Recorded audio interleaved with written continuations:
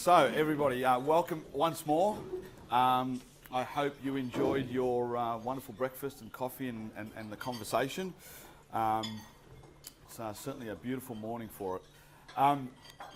So for those of you who know me, know that I can probably stand up here and chat for a while. So today I'm on script. I've got my notes and I've been told to stick to script. So I'll be reading off these instead of ad-libbing as I go. So very, very excited about today's discussion. We're really covering two topics that are quite intertwined, and that is the employee experience and the intelligent workplace, and how those two things come together. We're all in business. To win customers, to win customer wallet share, to succeed in our chosen fields. Whether we're in our own roles, frontline sales or frontline marketing, or whether we're in the back office functions, be it HR, finance, etc. We're all there as part of an ecosystem to support our businesses in winning in our chosen field. And in order to effectively compete, our companies essentially, all of our organisations, I should say, span two major spheres. The external sphere, so that is essentially the outward facing, the vision, the strategy, the communication with our customers, and how we want to be perceived by our customers, and the internal sphere. So that is the employees, the systems, the processes that we all use internally to bring to life that external perception. Two things are becoming pretty clear from a number of studies, but not yet well accepted. And that is the external sphere, that vision, that perception that we want our customers to have of ourselves, is deeply intertwined with the internal social culture, the internal capability, the internal technology, and essentially the culture we foster internally around those things. And the second thing is that in order to win with our customers, we must first win that internal battle and win on that internal front and win with our employees. We spend millions, and I know this is a well-worn path, we spend millions and millions on the customer experience. We've been doing that now for a number of years. It's a methodology, it's a process. Plenty of people consult in this space. Yet we spend very, very little time comparatively designing and implementing the experiences that we want our employees to have, which, if we get right, can translate to how our customers feel. And so today we've got a number of wonderful speakers, and the two main subjects that we'll cover off is essentially enabling employees by unlocking the technical and social systems within our companies, within our internal organisations, and the second main topic will be what SXiQ believes is the key weapon in the employee experience battleground and our new offering, which is the intelligent workplace. So with that, please sit back, enjoy breakfast, continue eating as we present, so don't necessarily stop. Enjoy the coffees and food. But first, before I invite our speakers up, I'll give a little bit of background on who's here to speak and the organisations that are with us today. So firstly, thank you to Microsoft. Microsoft is a key supplier, key partner of ours in the intelligent workplace, and we'll take you through a little bit of that and how we work with them in delivering the intelligent workplace.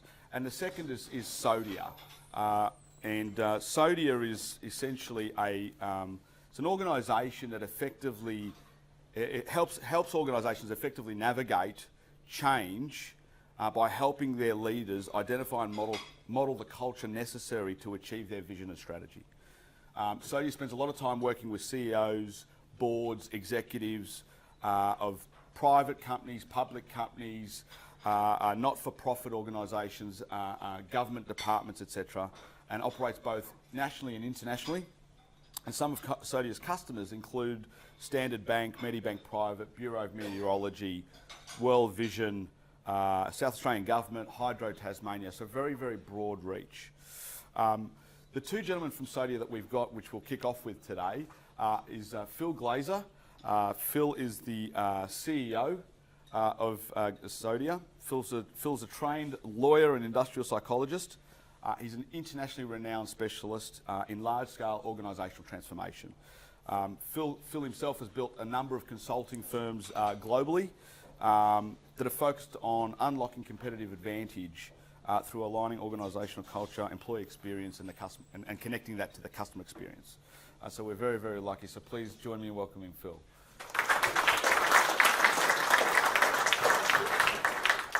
Okay.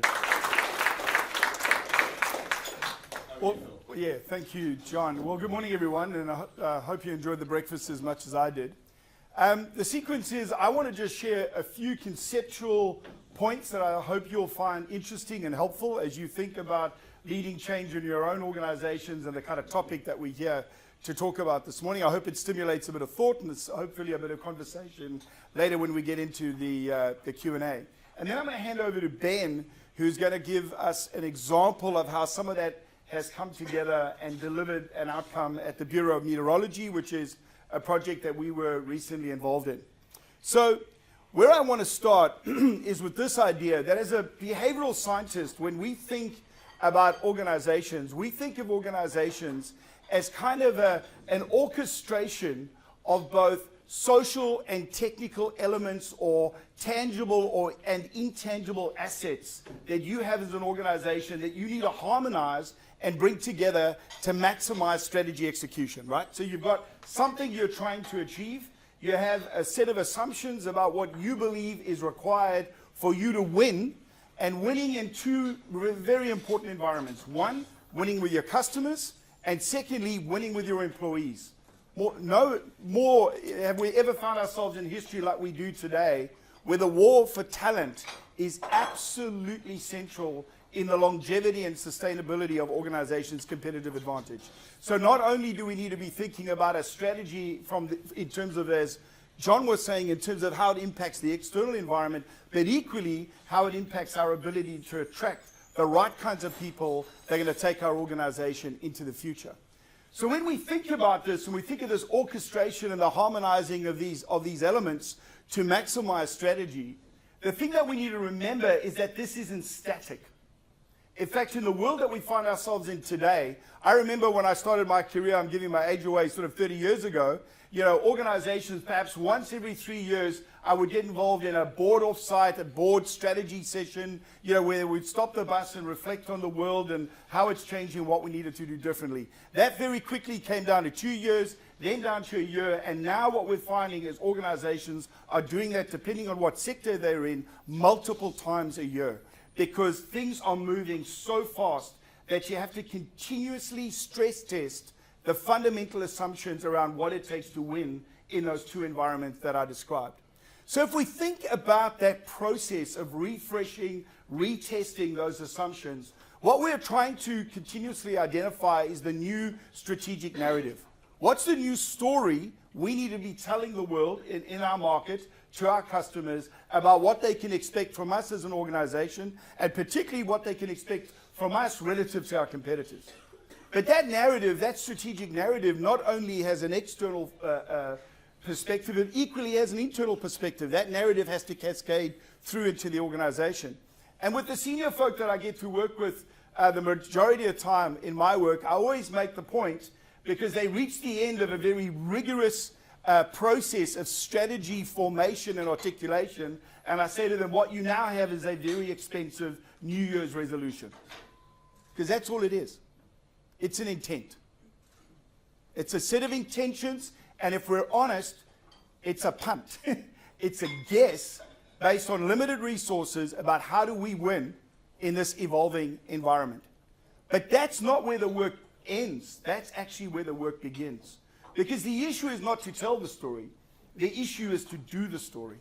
And if we tell the story well, and usually we spend a lot of money on marketing, etc., to communicate that story into the marketplace, and then we don't do the story, the issue we face is people don't say we have a problem with strategy execution. People say we have a problem with integrity. We're not good for what we say. We're not good for our word in terms of what we promised. And so when we think about doing the story, what we find again is that it requires an integrated, systematic process of recalibrating both the technical and the social elements of the organization to once again reconfigure them, bring them into a kind of harmonious orchestra to work in tandem to deliver on those outcomes. Here's the challenge. The stats are against us. The stats today, and you can go and find these if I had more time, I'd have more slides and I'd give you the stats. The stats are clear. 80% of change efforts will fail. Think about the number of people in this room. 8 out of 10 of you have got great plans and intents, and you're not going to get there statistically. And that's as true for you and I having a New Year's resolution to lose a few more kilos, which I keep telling myself every year I'm going to do. And then by February, March, where have I found myself in my execution of that? It's as true for that dilemma that I face as it is for the large-scale multinationals that I get to work with on a regular basis. And the question is why? Why is change so hard? Why is it so hard to go for intelligent people with significant resources to go from clarifying a strategic intent to then successfully following through and implementing on that? And as a behavioral scientist, my view on that is this: we have an immunity to change. We have an immunity to change individually. We have an immunity to change collectively. And unless we understand that challenge, then regardless of how big an investment we make, how good our change management is, and everything else that we put into place, if we don't diagnose and understand the particular immunity to change that we're dealing with and have clear strategies for addressing that, our change efforts will fail. Perhaps to really get your attention on this, the most staggering illustration of this immunity to change comes out of the world of medicine. I have colleagues in that space. And they will tell you that today we have mastered the art of heart transplants. Once upon a time, a countryman of mine, Dr. Barnard was the pioneer in this space. The world stopped. It was as big a news as the man getting to the moon, right? The first heart transplant. Today, we've perfected the science. There is a 100% success rate in them giving you a new heart. But here's the problem. 7 out of 10 patients that get a heart transplant will die of the very conditions that cause them to require a heart transplant in the first place. That is staggering. That is literally life and death.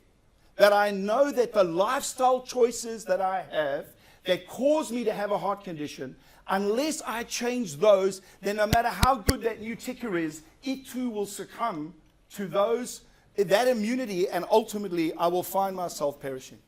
But even in those instances, we struggle to bring about change. So again, as a behavioral scientist and thinking about this, our understanding of this is it comes back to understanding the neurology of the brain. There is a process by which the brain learns called neuroplasticity.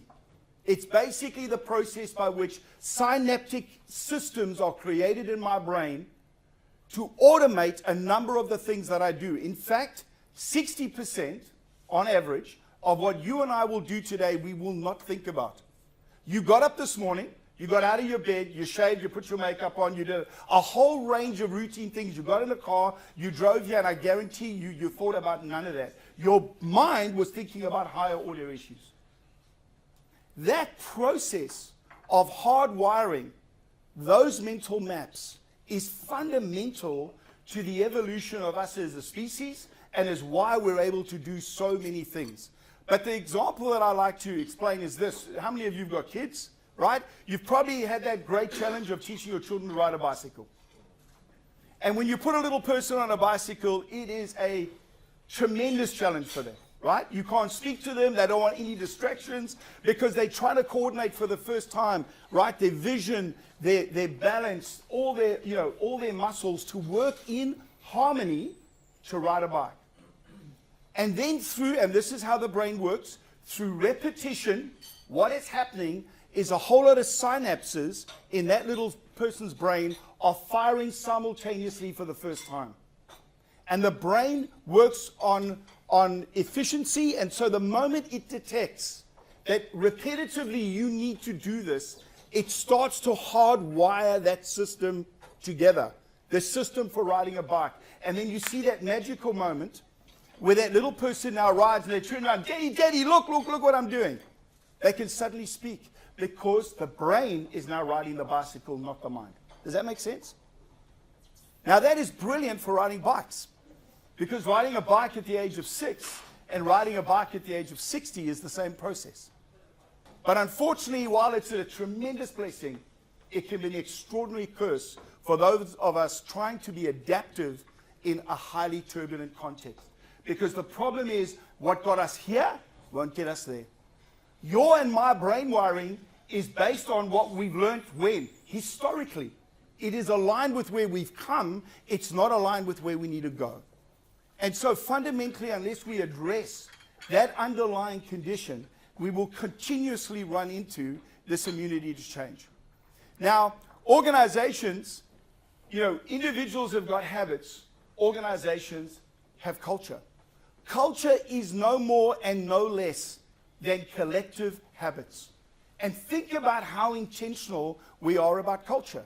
From the time we start hiring people, we induct them into the organization, both explicitly and implicitly, we are teaching them what? The mental maps on how things get done around here, based on historical experience. But if that historical experience is not aligned with where we need to go, we have a challenge both at an enterprise level and at an individual level. And so what we are particularly interested in this collaboration with SXiQ, is how do you create an integrated offering that synchronizes the realities of that we are dealing with human beings when we introduce new capabilities, new technologies, and how do we create an environment that is change ready, where we've diagnosed and we've thought through and we've strategized in the same intentional way that you would do any IT project about the human engagement, so that when that technology lands, it lands in a context that is change ready. I was thinking about this morning because I was thinking about sharing that illustration with you about the heart transplant, and I thought, actually, you guys are in the same business, right? If the new lifeblood of organizations is information, what you're continuously required to do is to keep giving the organization a new heartbeat, right? That's what you guys do. You're giving it a new capacity to pump information, make it fit for purpose, make it available, make it easy and accessible so that it can become part of what your employees are equipped with in order to execute on your strategies. And so your challenge is no different to the heart surgeon. How do you ensure that not only do you give people a new heart, but you change their hearts so that that new capacity finds itself in an environment in which it can be nurtured and leveraged for good outcomes? One of my favorite narratives in this regard is the one of the biblical narrative of Moses, right? I think we kind of all know the story from somewhere. But the whole idea being that Moses had this challenge, like all leaders, he had a challenge, and his challenge was he had to get the Israelites out of Egypt. That was the easy part. From what I understand of the narrative, that took him about a week. It took 40 years in wandering around in the wilderness to do what? To get Egypt out of them. Because they've been conditioned in a context and a culture of being slaves. So to become free people, to become a nation, to have their own identity separate from what they had known in Egypt, took almost a lifetime. And that's your challenge. But today, fortunately, we have expertise in this area. We understand it. So we don't need to take 40 years, right, to implement a great IT project or whatever it is that you're trying to do. But the point that I want to get across is, so often in organizations, we ourselves are technical people. We've grown up and been promoted because we're good at the widgets. We're good at the technical stuff. And yet the real challenge of leadership and organizational leadership is equally about the social system and the technical. I'm not trying to suggest to you today that the social is more important than the technical, but we ignore it at our peril. because the stats are clear that by ignoring it, our success rate is fundamentally diminished in terms of our ability to get the return on investment that we need. So I'm going to hand over to Ben, who's going to try and pull some of that together with a concrete case study that, for those of you that find the academic theoretical stuff a little bit esoteric, hopefully the practical narrative will make more sense. Good morning, everyone. Thanks, Phil. As Phil said, I just want to just share briefly with you a little bit of a story that unpacks a little bit about kind of the application of some of the concepts that Phil's shared with us and kind of our approach to how that unfolded at the Bureau of Meteorology. As Phil said, we began engaged with the Bureau a couple of years ago. Some of you might have known at that time the Bureau kind of hit the headlines for some pretty substantive kind of cybersecurity breaches. They had some incidents from a foreign intelligence agency, and essentially the story they were telling, which the Bureau is a part of each one of us, maybe many of you got up this morning and kind of looked up the BOM app or the website to kind of see what you need to be wearing today. It's kind of ingrained in Australian culture and is a part of kind of who we are. They play a critical role in helping Australia protect and prosper, both in economic growth. They're a critical part of the national infrastructure and underpin a lot of federal government agency work, including defence. And so the story they were telling was critical, the role they play as part of Australian community. However, they had this kind of major breach, a major issue. And essentially what became evident was that over a number of years, they hadn't had the revitalisation of their technology platforms. They had an ageing workforce, a long average workforce tenure of over 25 years. Many of the staff, even during our time, we had folk of 30, 40 years who were kind of just leaving the organisation. And actually, as a science community, they had been really at the forefront of developing information technology, of high-end computing for many decades before. But over the sort of 10, 15 years, essentially that hardware and the software and also the security behaviours and practices in the organisation had essentially declined, and there wasn't a security consciousness within the organisation. And so as a result, they had received this sort of penetration of their system and became a major issue. So Sodia was engaged when, as the government injected some pretty substantive funds to address some short to medium term challenges in the organisation, to do a whole bunch of uplifting of their and hardening of their hardware and of their practices as an organisation.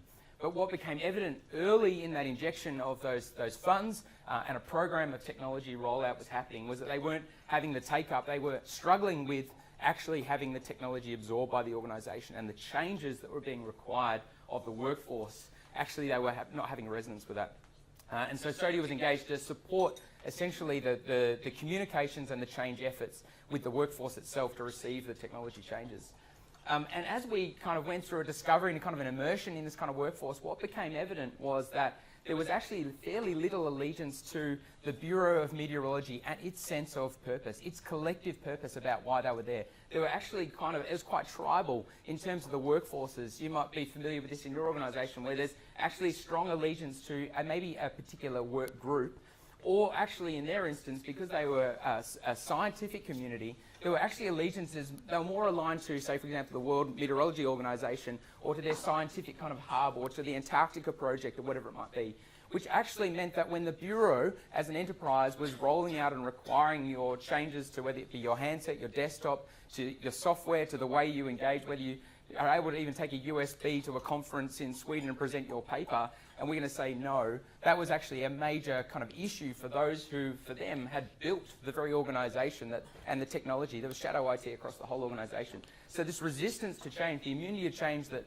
Phil talked about in that context, was sort of saying there was a sense of pride in the IT that they built, and a resistance to the centralised kind of process of a rollout of changes that were really required to address this core cybersecurity issue. So Sodia sort of essentially in that context, three key things that I think I want to share with you this morning about kind of our approach that helped the organisation work through that. First was that we needed to actually align the organisation and individuals to a sense of the Bureau connection, to our home.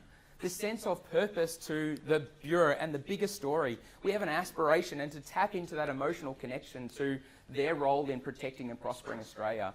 And a sense that if we are connected into the Bureau, then actually we need to protect our home. We need to do some things in our workforce that are actually going to ensure that we protect our organisation, the information that we're custodians for, so that the partners, whether it be government agencies, whether it be private business, can actually get on with their role. We need to do the right thing by them. So first of all, connecting them to this sense of the nation or the tribe, which is the Bureau itself, and then say, okay, these program initiatives, these technology initiatives are about us protecting that sense of our identity and our vision for what our role in Australia community.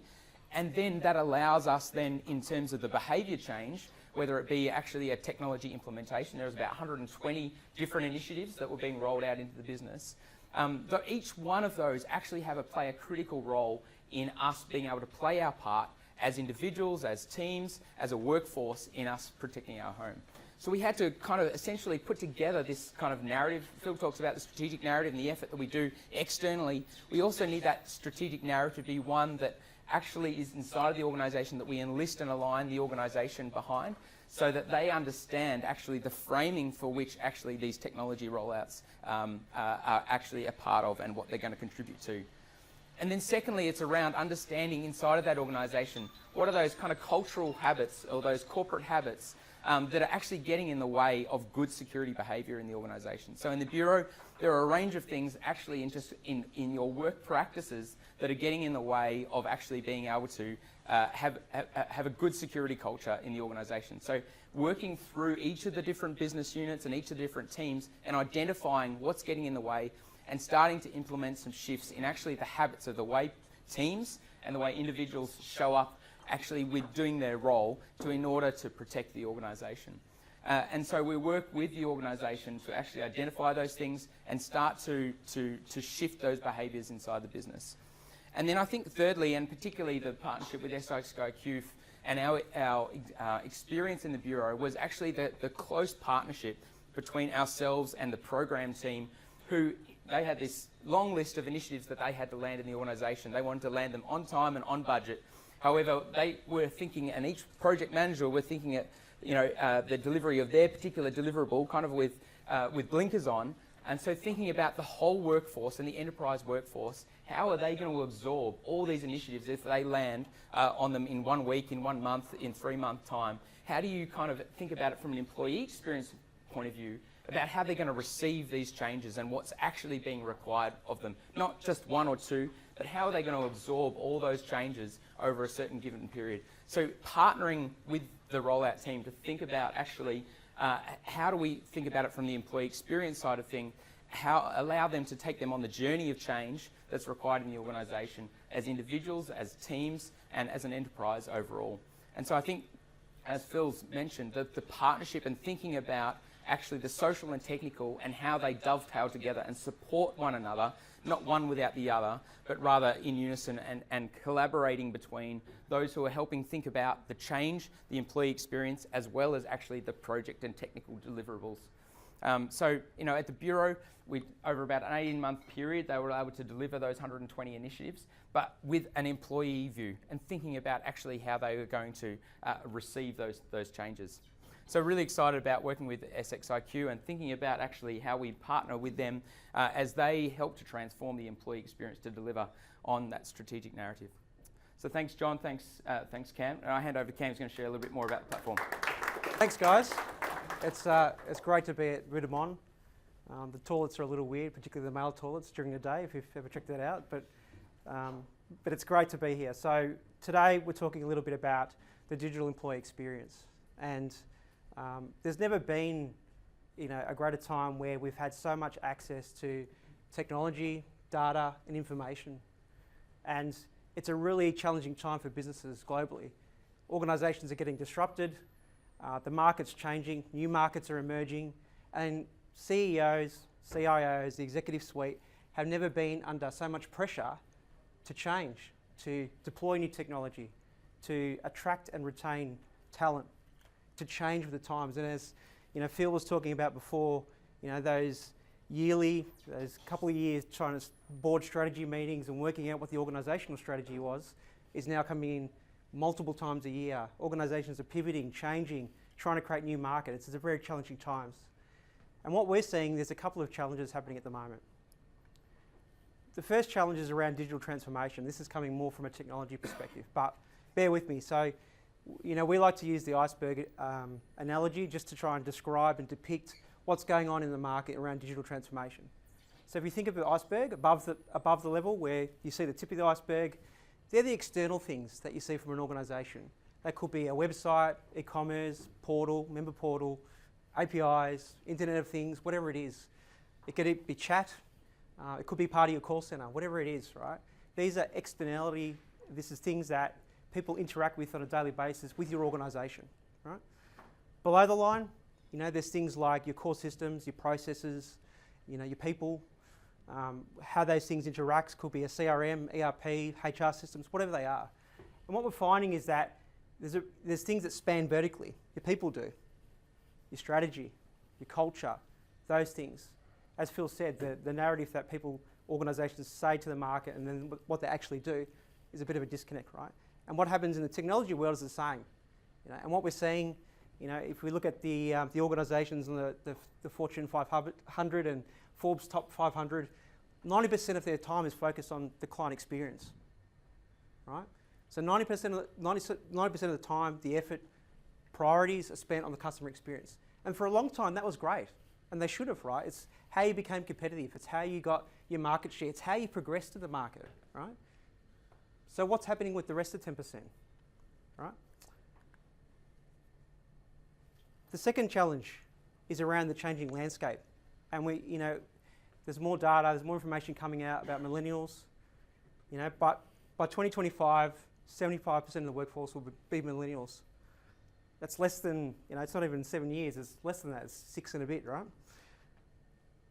20 to 30% of people now engage in the gig economy, right? So there might be freelance work, there might be contractors, they might want to work through the ABN. We see there's a lot in technology, right? People are choosing how they want to work, where they want to work, when they want to work, right? Which is a real change, right? From looking for an FTE or employee, someone that's got the talent, particularly in technology where some technology resources and competencies are scarce, that's really hard, right? And some of the work that we do today could be automated. And we're seeing that. People are getting scared about AI replacing jobs. Lawyers are scared about AI replacing jobs. Some of these activities that we undertake today could be automated. So there's a real changing landscape. There's a disconnect of priorities from an organisation focusing on client experience, and there's a changing landscape underneath the feet of the organisations around how employees engage and want to be engaged as well. So what's the digital workplace like today? Right?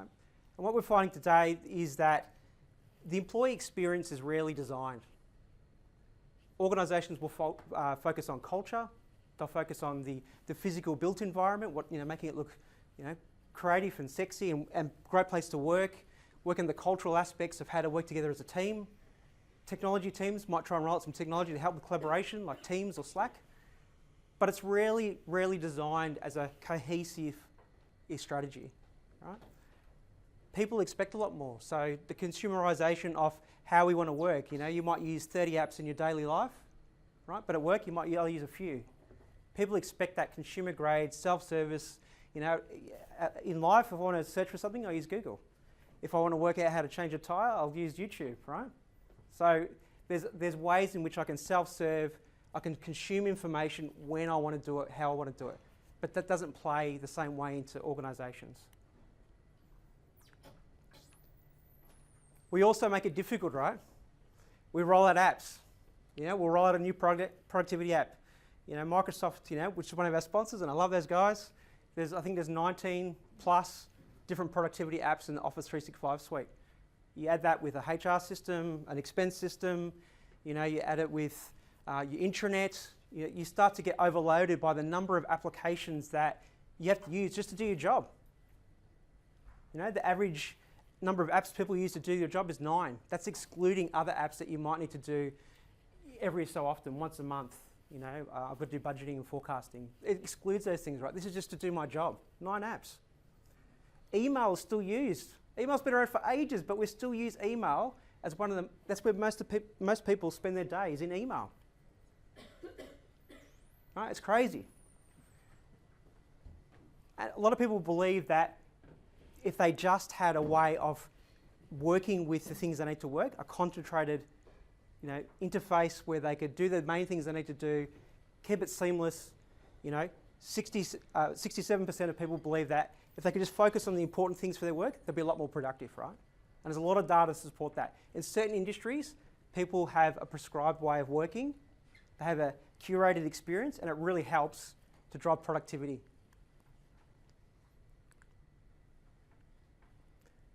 So we believe that the employee experience is the new battleground, right?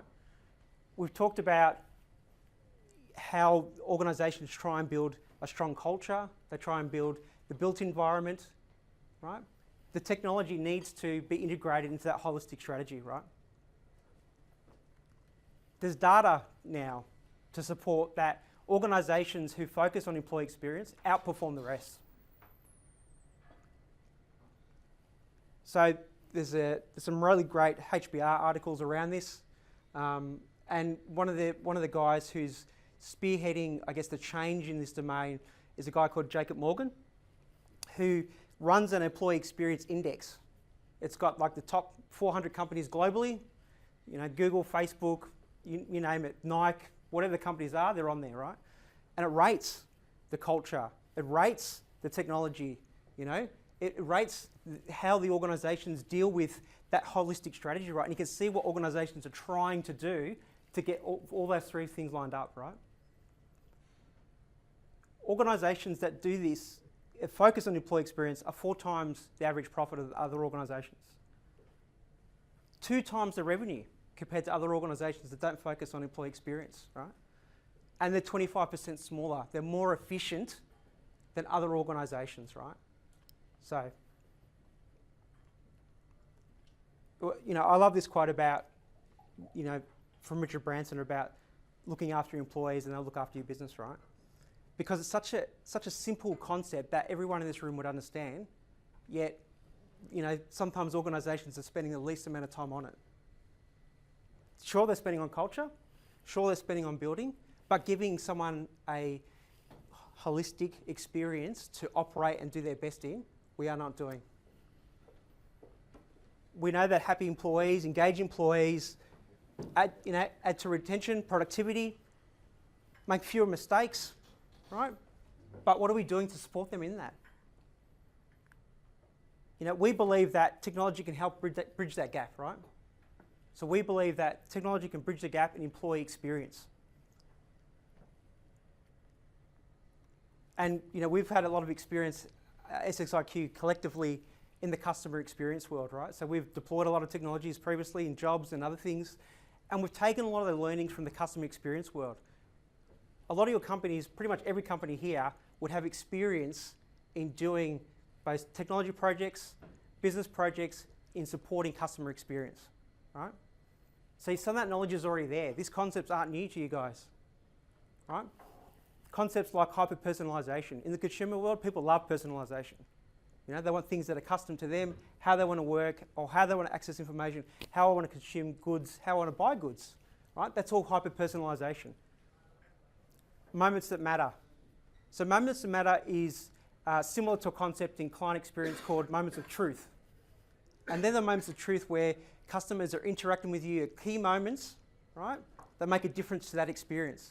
It's the same in the employee workspace, right?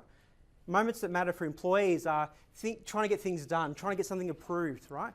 Ever try to get something approved and it was so hard? Went to the CEO, went through all these different layers, right? Those things matter to people. They're the things people talk about on the weekends. They're the things that make it frustrating to work somewhere. Oh, I just had to try and get my expenses reimbursed, right? It's such a hard process, right? Those things matter. They're moments that matter to employees, right? And the best experiences are human, right? I'm a technologist, I love technology, right? But you really get a buzz from things at work when you're working with people, whether you're collaborating, you're sharing. How can you use technology to really embrace that and get people collaborating and working together? Those experiences matter to people, right? That makes a difference to a great company, a good company, and a great company. So how can this kind of digital experience help, right? So hyper-personalisation, that intelligent hub that front door of how people want to access things, right, is important. You want it to be personalised for my role, for my team, how I interact with things, what things I want to see on my dashboards. Those things matter to me, right? The moments that matter, making it easy, making it customisable, making processes smooth, thinking about the experience in terms of how can we get technology to help with this problem. And the best experience as a human. There's so many collaboration tools out there. It's really thinking about how best can you roll out these kind of experiences with your organisation. How can you improve collaboration? How can you get this team A to talk to team B, right? How do we make that more interactive? So let's talk a little bit about how we see the world, particularly in an intelligent workplace, right?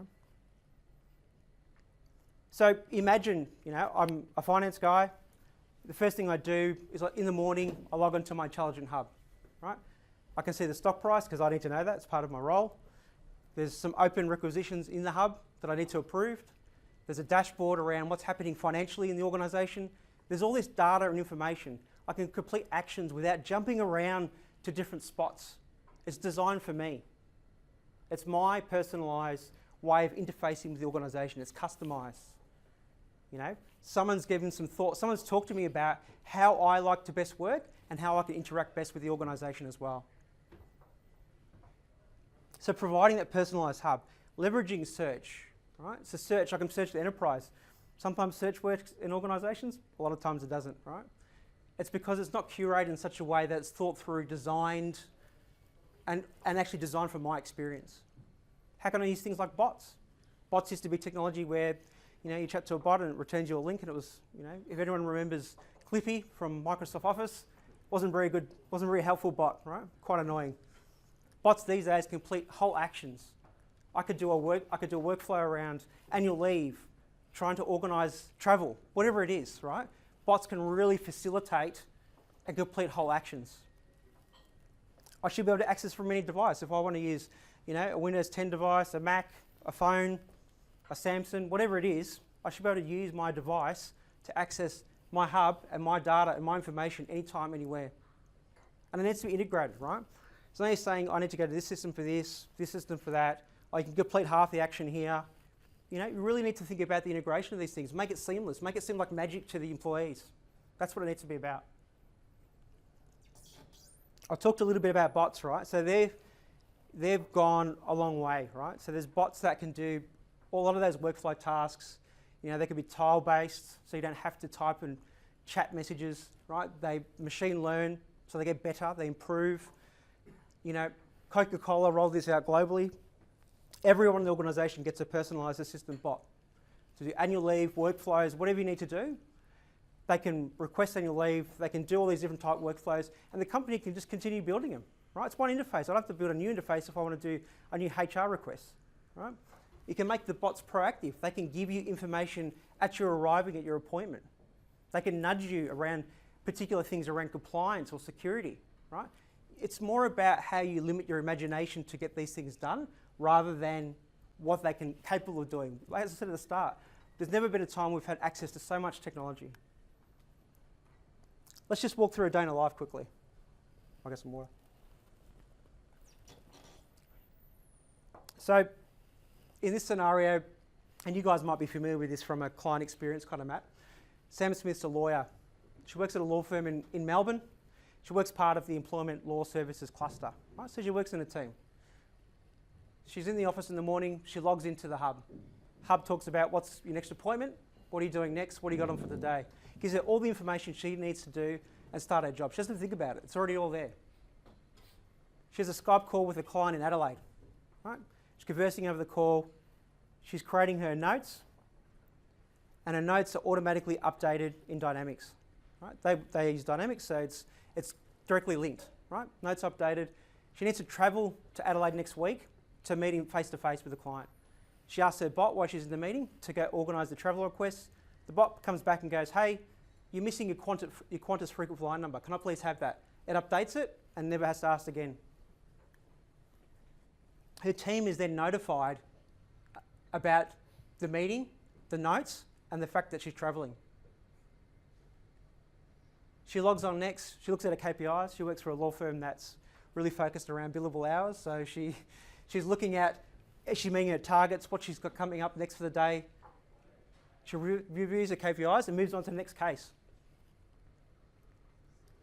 She works on a particular practice note for a court case, and she gets involved and gets a barrister to help comment on the practice note, right?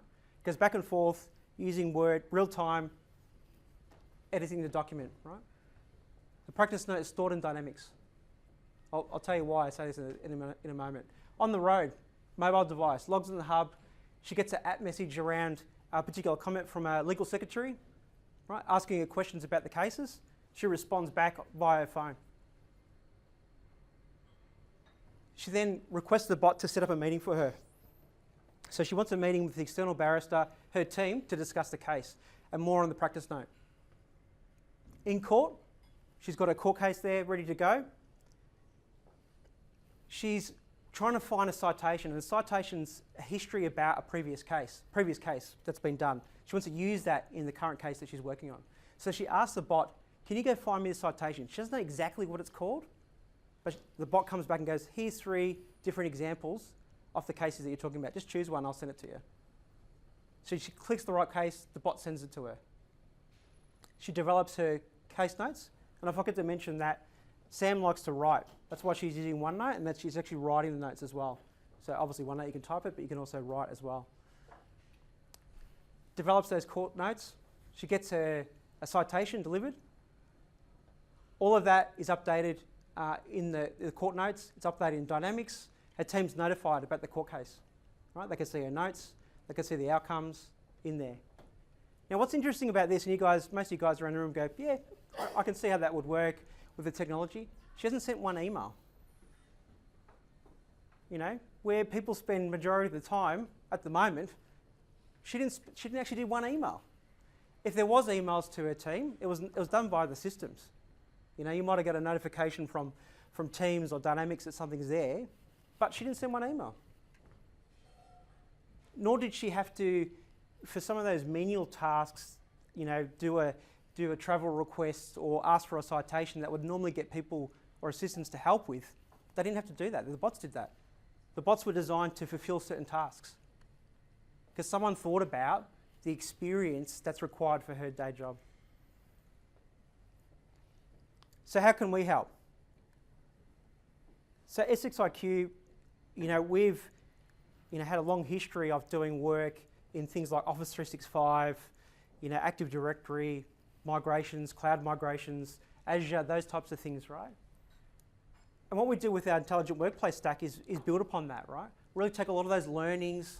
You know, this is more from a technology stack, but it's modular, right? Some companies might not have Dynamics, they might have Salesforce, they might have SAP, they might have Oracle. It doesn't matter. A lot of these technologies are interchangeable and also could be leveraged in a different way. A lot of people have Office 365, and that's fine. They might have it on-prem, they might be moving it.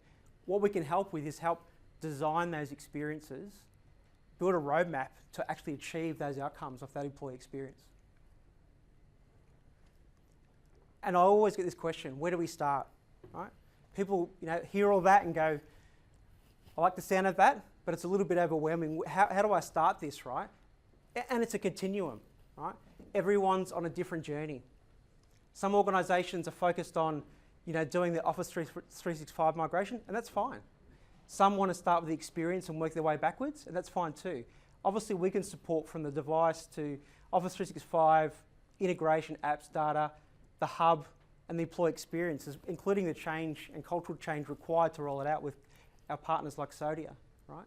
So the continuum is a starting point for your individual journey as an organisation, and we can certainly help along the way as well. So what are the benefits? Well, it depends. Some organisations are going for things like cost out. Other organisations are focused on employee engagement. Some are focused on safety and compliance. There's a number of different benefits depending on how you design the experience. Your experience might be to help with safety and compliance. Certainly with organisations that are working through the Royal Commission at the moment, there's going to be a lot more emphasis on how we can support and remind employees about compliance, right? It's a fundamental change. Other organisations, it's the war on talent. How do I get more engagement? How do I make people have more job satisfaction? That's going to be your focus. and that's how you design your measures around how I'm getting there or not.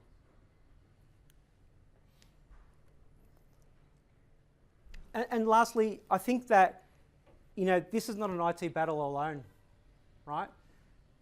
With a lot of these things, and I certainly experienced this a lot in the client experience world, sometimes it was a little bit hard at the start about where does this live? Does it live in the client experience world, does it live with marketing, does it live with IT, et cetera, et cetera? In this battle around, employee experience, it's not you're not alone, right?